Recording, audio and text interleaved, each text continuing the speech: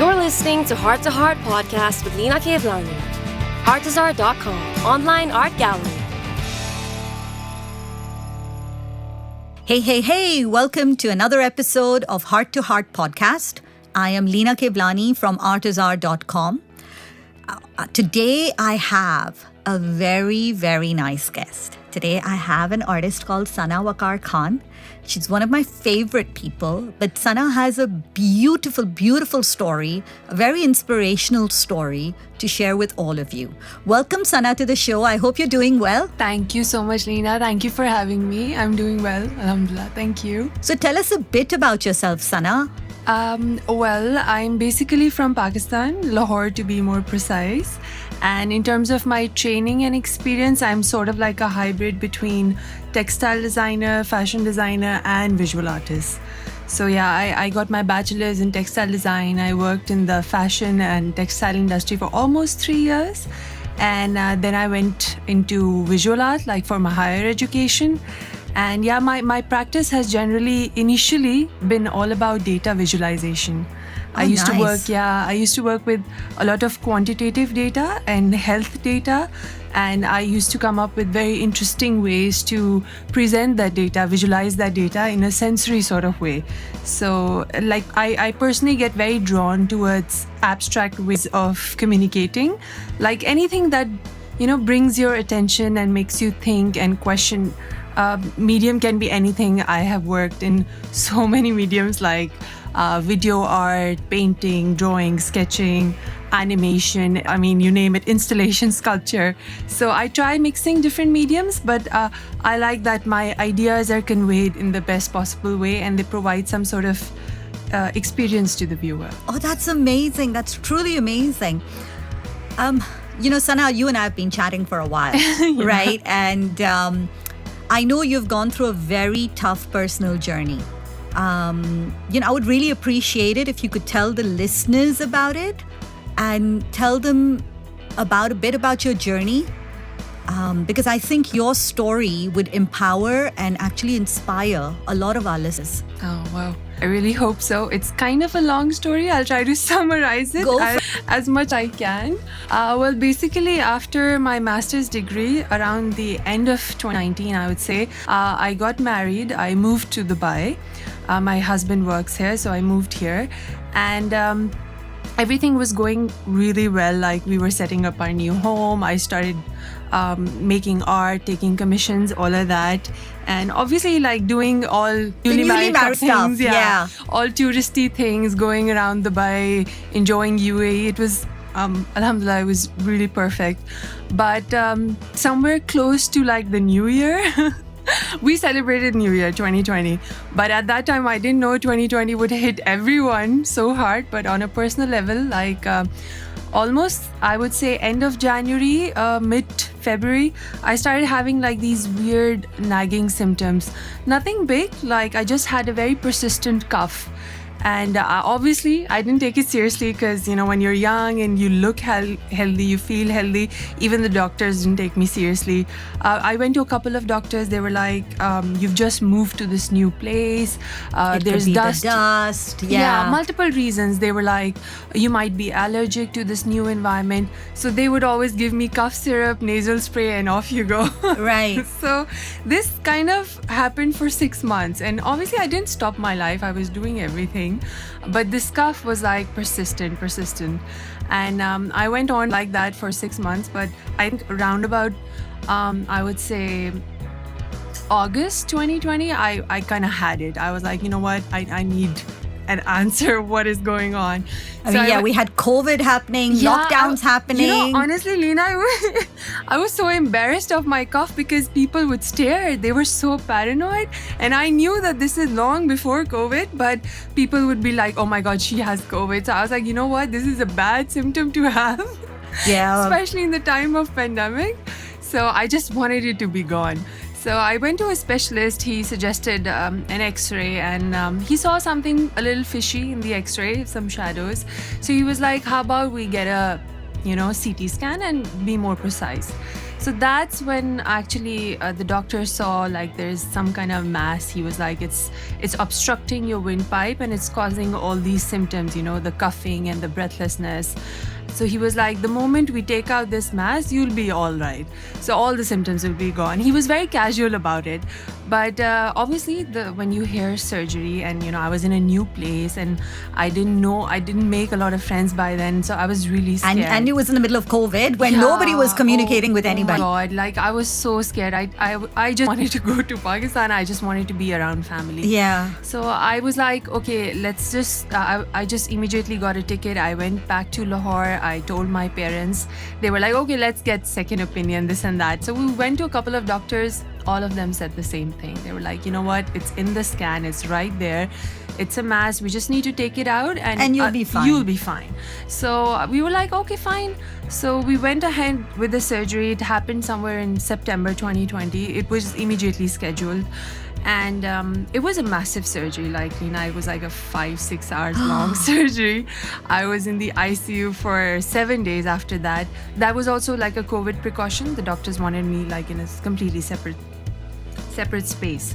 So yeah, alhamdulillah, it went well. I was sent home after 7 days, and we were all just anxiously waiting for the biopsy report.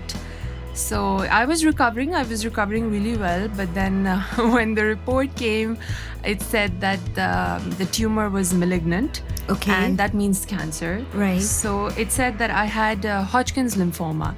So it's some kind of a blood cancer, actually. We didn't know what it was. We all Googled it. Oh, yeah. Yeah, it was like a strange term. We all Googled it. And then the doctors gave me a lot of comfort. They were like, listen, you're very young.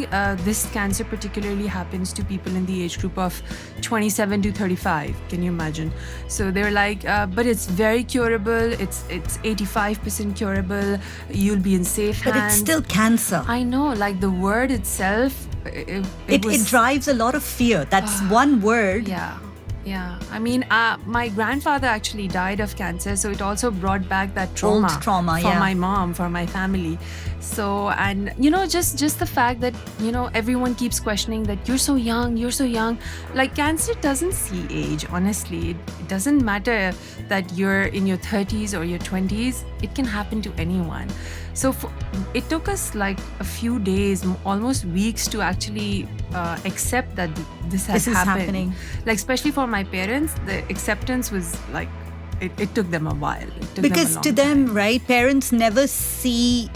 I mean, I know it from my parents. Yeah. Right? It's like, how can you be sick? Yeah. And like logically, it was like my PET scan after the surgery was 100% clear. So technically, it was that one tumor and it was out. So I should be okay. Right. But with cancer, you can't. Once it's diagnosed, you have to go through chemo. So then you have to go all the processes to make sure. Yeah. So you went through it. I think you don't even get some time to think and acknowledge and address your emotions, because you immediately are given a timetable and it's like first month this, second month this, talk. It's like medicine. Remember when we went to school, period 1, period 2, period 3, period 4, and nothing changes. It's like they put you on this track and then, every week after week, you are planning for the next one. It's a hamster wheel. Yeah, so I got stuck in that timetable. It was a 6 months timetable. I got 12 chemos done. And the sad part was that even after surgery, I didn't look sick. I looked very healthy. But once the treatment started, I started looking like a cancer patient. I lost my hair, my color was all pale, I lost weight. So, that's the tragic part, that in order to get health, you actually start looking like a patient, because that treatment is so toxic, but it's actually to make you better. Yeah. So you have to go through it. There's no choice. So, but anyways, I completed my treatment, and I was, and this was like at the time of peak COVID in Pakistan, in Lahore. And everybody used to like protect me. And can you imagine, nobody used to hug me, my friends, my parents. During that treatment time, I was so sad, but everyone tried to protect me that, she's so vulnerable right now, and your immunity goes really down when you have chemo. So everyone protected me that, the last thing we want is for her to get COVID. But unfortunately, after my last chemo, 4 days after my last chemo, I got COVID. Oh. But, in a way, Leena, it was good, because there was this this doubt that I might never survive COVID, but I did. So I was like, okay, you don't but you die. know, I think COVID, I know a lot of people, as me as personally, Yeah. we've lost family. Yeah, I know, Right? yeah. But COVID, I think, sparked a lot more fear than cancer did. Yeah, It was yeah. such a fear-based thing. Yeah, because like no one had it, no one knew how the bodies would react, and considering that I had zero immunity, I Yeah. had zero white blood cells, so I was so scared when I tested positive, and this is when I was actually planning to go back to Dubai. This is when we used to get like a PCR done before flight. Yeah, and then you realize. yeah, and then that PCR came positive. I was like, oh So, my god. it was really funny. You have this whole thinking about stay positive, don't Yeah. think negative thoughts. And then COVID flipped it for us, right? So the word positive Oh, became God. negative and the word negative became positive. I It swear, was so seriously. funny. So funny. I remember the memes going around. Yeah, honestly, it was like positive meant, oh no, you're doomed. But no, thank God, I didn't get it very severe, but somehow like I managed. I was on IV drips and stuff. Fantastic. But it prolonged Yeah. my recovery. Yeah, True. I was supposed to leave. I had to stay for another month and a half till I was fully recovered. But then finally, I went back to Dubai. And I was very happy. I was like, okay, it's Now I all can in the start my past. life. Yeah. Honestly, I felt like my life was on pause, half because of cancer, the other half because of COVID. So now I was like excited. I started my driving lessons. I got my driver's license. I started doing commissioning work again. I started painting. I started painting again. You had time with your husband again. Yeah, Newlyweds. You went back to being newlyweds. Yeah. I mean, it was a huge change. I looked different. I felt different. I had to deal with all those, emotions. But I was still excited for the future because, I kept telling myself, it's done and dusted, never happening again. Cancer gone. 6 months, I'm all well now. And Noman, her husband, by the Yeah. way, let's mention him. Yeah, I Noman. think he was your biggest strength, right? Yes, for sure. Definitely. Like that. I mean, we had an arranged marriage. I only knew him 6 months prior to getting married. So it's not like we knew each other for years. But the way he handled me, I mean, he saw me at my worst. Honestly, during the years you try to put up your best, I was at my worst, like health-wise, mood-wise, emotions-wise. But he really built me up. Honestly, like he was such a positive influence on me during this entire journey because we make fun of Noman and he's so positive, like almost delusional positive. There was stuff Sana used to tell me, like, and I'll bring it up, is while she was sitting there, Noman would bring her paints and Yeah. everything, and she would actually sit. Art helped you, correct? Yeah, art really helped me, and this is something like I never thought Noman was gonna observe, but he felt like I was getting too depressed because I was in my shell and I wasn't making anything. And for a creative person, like not do anything and just sitting like a patient and everyone serving you, I didn't enjoy that. And you had a lot of isolation on top of A it. lot of isolation. So I was really depressed. So Naman kind of figured that out. He brought me paints and a lot of canvases and brushes. And he was like, you know what? No pressure. But whenever you feel like you have time, energy, make something. So that's when I started painting and I enjoyed it so much. It was very therapeutic, obviously. So I started making little paintings for my family, my parents, as a way of thank you as well for everyone who was supporting me. I'm sure they love it, and I'm sure it hangs with pride. I even gave one to my oncologist. He sent me a picture that it's in my drawing room. I was like, oh, that's sweet.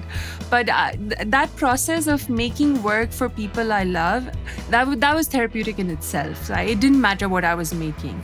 So that was very beautiful. Like that's how Naman supported me. And generally throughout this journey, he was like my rock.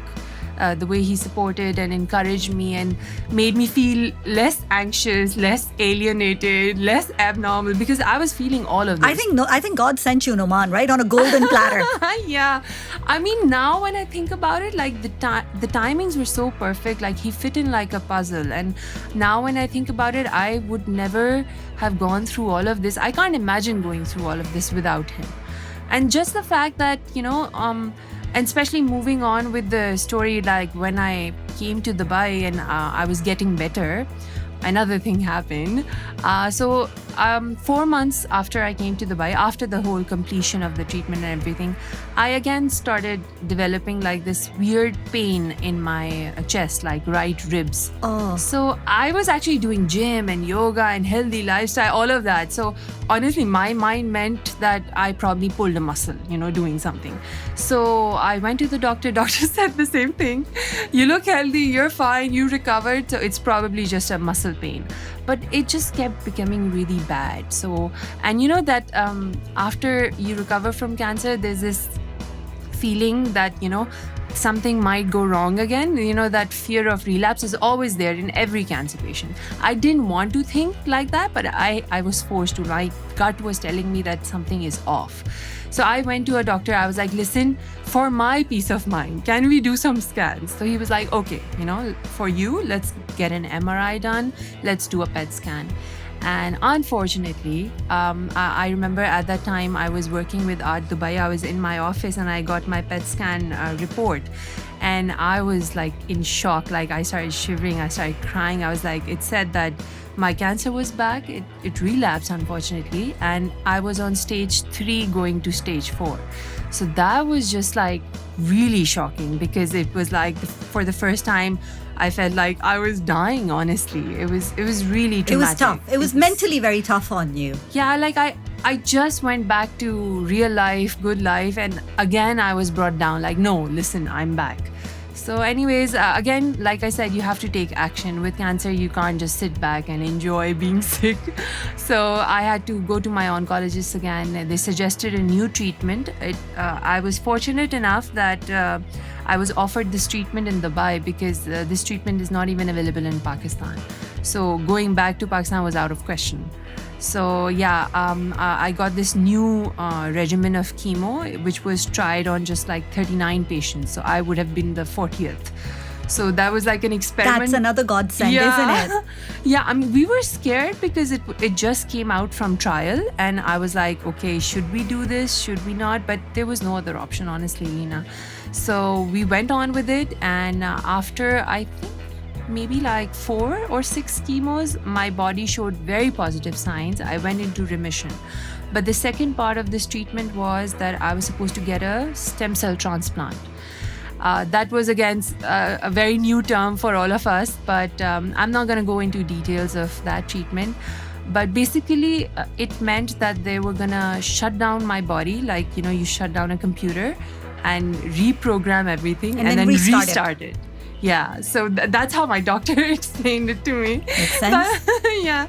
So apparently they say that your body's memory gets wiped away of any previous disease. So I'm like a newborn after this treatment. So for me, it was very hard to kind of understand it till I went through it. And it was a very, very tough treatment, honestly, Leena. Like I was in the hospital for a month. I was fully admitted and I wasn't allowed to meet anyone. I was kept in isolation. Again? Yeah. For a whole month, I was hospitalized. Were you painting again then?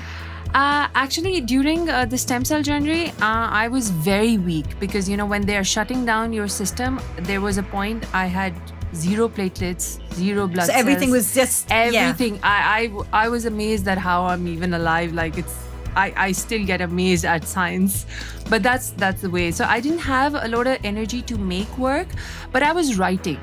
I was writing. Like I had to do something. That's good because it's a creative outlet, right? Yes, so if it wasn't paint, no, it was words. It was words because I had so many words. So I was writing, not handwriting. I was typing. So I wrote a lot about my journey during that time, and I was listening to music. So that's another form of art which really helped me heal. So during the transplant time, I couldn't really paint, but I was writing a lot and I was listening to music. And after getting discharged from the hospital, I slowly started recovering, and alhamdulillah, like the first scan that I had, it showed 100% progress. So like after such a painful, long journey, I finally got some good news, like right after. And you went back to being a newlywed. Yeah, again backtracking, again going back to that. Yeah, like we've been trying. Honestly, it's not been easy because even after transplant, I was on wheelchair for like 3 months. Infant, trying to learn to walk again, trying to eat again. Honestly, I was like an infant.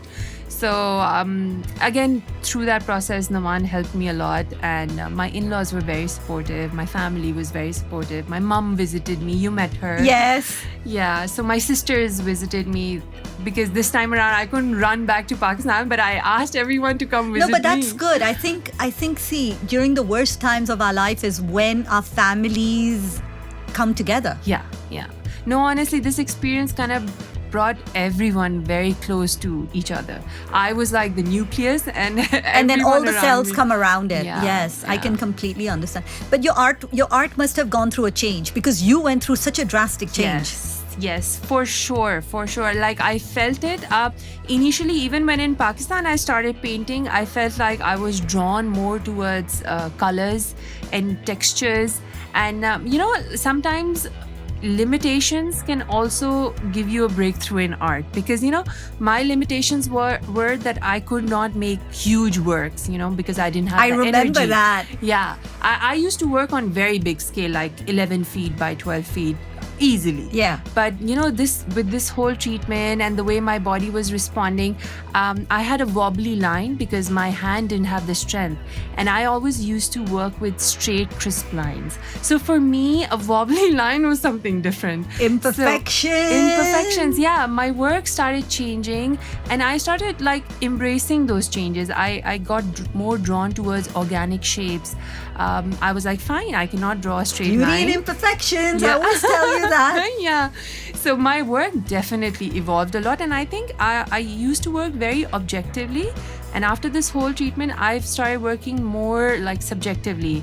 There's a lot of emotion, there's a lot of connection to memories in terms of sensory experience. Now, my data comes from me, my memories, my experiences. So that's how I think my way of looking at art and my way of creating art has changed, for sure. Definitely. Yeah. Guys, I'm leaving a link below and you can check out all of Sana's work on artazar.com. Yeah. This is some of her new stuff that has really come out from within her soul. Yeah. And I also know those words that you were writing are converting into a book, Yes. right? Yes. I started writing the first time I got diagnosed. So I've written quite a lot, and I really wish that I can publish a book. We're going to someday. get you there. Yeah. Let's get you there. Yeah, because it's a personal journey. It's a journey somebody, not only cancer patients would relate to it. I think anyone can, because these transitions happen in everybody's Yeah, life. see, that's what I say, right? Like, there's a transition, as you very rightfully said. It could be cancer, could be an accident, could be a heartbreak. Yeah, But there's definitely. a transition. Yeah, There's a pain. and there's no like big pain, small pain. These are all obstacles that come in our life, and they teach us, and they help us come up with these new coping mechanisms. And I would love, and I'd be so happy if my words can somehow inspire people and encourage somebody who's in the same position. If there's an editor or a publisher Yeah. listening to this, Yeah. please reach out to us. We would love to get Sana's book out there Yes, to I would inspire love that. more and more people out there and get her story out into the world. yeah, Hopefully we could do that. hope so. Yeah. Yeah, that's fantastic. Okay. So Sana, tell us 3 things we didn't know about you. Guys, this is the famous Did You Know section. Okay, honestly, I thought I'm gonna tell you about the book thing as something you didn't know, but that's something you already know. Other than that, I know, but the listeners didn't know. That's because you talk to me a lot. I talk to a lot of Yeah. people. So let's count that as one Yes, thing. so we have the book, number 1. Yeah. Number 2, I'm a very good cook. Ooh, I want food, Sana. I want food. Yeah, any kind of cuisine, you just let me know. No, I What don't kind of cuisines can you cook? I make really nice Thai, by the way. Oh, wow. So I can make Thai, I can make all the desi stuff, Indian, Pakistani, that's like my forte. And generally I like exploring new recipes. Like I enjoy cooking. I enjoy, because me and my husband, we're both a bit of foodies. So when you love food, you like exploring Yeah, new me recipes. too. I love going down the old streets of Dubai Yeah, oh, yeah. because to me that's authentic. That's true. That's true. You know, Yeah. and I just love it. Yeah, and it's like it's a contrast. You get that in Dubai. Yeah, true. So you can try like the fine dine stuff, and you can also try like the dhaba stuff. I love So, the dhaba stuff. Yeah. Such a dhaba. Love it. Dhaba girl. Yeah. So that can be one thing. And Third thing. what else, Nina? Okay, guys, I'll tell you something about her that you didn't know. Oh yeah. Sana is 6 foot tall. Okay, so when I stand next to her, I'm like below her shoulder. Actually, not 6'2". 6'2", and her husband is slightly taller to her. So I feel like a complete midget. Yeah, okay, yeah, that's something. Now everyone can even spot me if they see me If somewhere. you see her in Artisar's meetups or the pictures, you know which one is Sana. She's right up there. Yeah, thanks for that. No hiding now. No hiding. I'm not going to let you hide ever. No more hiding. Okay. Okay. In the advertising world, Yeah. I was known as Mad Little Lena because I always ask crazy questions. As my, funnily enough, I was talking to one of my ex-bosses. Yeah. And he said that today. He goes, "You're still crazy." I said, "I'm still crazy." So, what is... in the best kind of way. Oh, yeah. I think I have to bring some weirdness to people's lives. Let's do it. So it's Mad Little Lena question time. What's the craziest thing you have on your bucket list? Or do you have a bucket list? Yeah, no, Lena, I don't have a bucket. You don't have a bucket list? Oh. I honestly, after this whole experience, I have never even considered once to have a bucket list, because I kind of have started living in the moment, and I don't like planning too far ahead. And every day, honestly, Lena, I feel like a blessing. Every day when I feel good, I feel better. Even if I can plan 2 or 3 days ahead, I feel like that's a blessing, that's a progress. So for me, I think the bucket list would be just to continue being healthy, honestly. Like that's top of my list. Things to do is to continue to live, continue to live a healthy life. And continue to make art? Continue to make art, for sure. That has to be on top of the list, because that is something that really helped me throughout this process. And that's kind of like part of me now. So I would never let go of that, for sure. But as far as the bucket list is concerned, no, nothing specific, no. Okay, guys, so there's no bucket list happening here, but she left us with such a beautiful thought of us living in the moment, in the minute, and enjoying and savoring everything around us rather than running like little rabbits towards goals. No, honestly, live in the moment, enjoy life. I mean, these words I've always heard from elders, and I thought they were so flowery, they didn't make sense. Yeah, my dad used to say that a lot. My mother used to say it, stop stressing about the future, planning trips, this and that. She was like, live in the moment right now, enjoy little things, even a quiet time in the sun, reading a book, just small things, just be present in that moment and enjoy that moment. So I've been following that religiously now. And I think, Lena, that brings you happiness from even the little things. So it doesn't have to be like a grand Euro trip or, a major change in your life or something extravagant. No, it can be a very simple thing. It can be a very simple moment of laughter, of carefree enjoyment with your spouse, with your siblings, your friends. It can be as simple as just having tea with your friends, So cherish those moments. That's all I would say to everyone. And with that beautiful thought, we'll sign off. Thank you so much, Sana, for spreading so much joy. I hope you had as much fun as I did. I sure did. I really enjoyed. Always a pleasure meeting Always you, a pleasure. Yeah. And guys, have a fantastic week ahead. Stay safe. Keep spreading love, keep spreading joy, keep creating art, keep writing, keep doing something creative, and I'll see you in the next episode. This is Lena Kevlani signing off from Heart to Heart Podcast. Thank you. Thank you.